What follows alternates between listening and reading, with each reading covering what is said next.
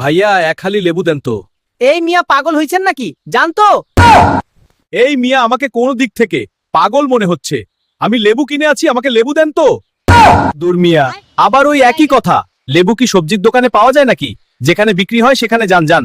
এই মিয়া আমাকে পাগলা বুঝদেন। সারা জীবন আমি কাঁচামালের দোকানে লেবু কিনে আইলাম, আর এখন কোনো কাঁচামালের দোকানে লেবু পাওয়া যায় না। ফাইজলামি করেন। দোকানি ওই পাশে স্বর্ণের দোকানে যান, ওখানে লেবু আছে। এই মিয়া আমি কি সোনা কিনবো নাকি সোনার দোকানে যাব? যান তো দোকানে যান, কয় কেজি টমেটো লাগবে? কি দিনকাল বল, লেবুলে এখন স্বর্ণের দোকানে পাওয়া যায় অন্য? এখন লেবেলে যা খুশি তাই লেখা যায়। ভাই এটা কি লেবুর দোকান? ভাই এটা লেবুর দোকান, কেবল দোকান খুললাম এখন ভিক্ষা দেওয়া যায়। আমাকে দেখি ফকি মনে হয়, আমি লেবু কিনতে আইছি। এই আপনার লেবু কেনার যোগ্যতা আছে? ফকির মতো দেওয়া যায় জানতো?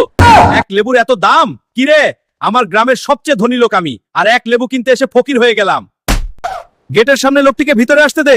ঠিক আছে ভিতরে আসুন।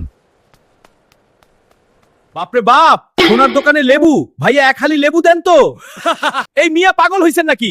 আমার বাড়ি ঘর ভিটা মাটি বেচে এক হালি লেবু কিনতে পারি নাই, এই যে একটা কিনে নিয়ে আইছি। গরিব দুয়ারে লেবু কিনবার আইলাম। আচ্ছা এই 10টা নেন, আর ওই একটা লেবুই দেন তো। এই মিয়া লেবু এখন হালিতে কিংবা একটা দূরে বিক্রি হয় না, ভরিতে বিক্রি হয়। আপনি কয় ভরি নিবেন? এত মাথা খাইয়া দিল রে।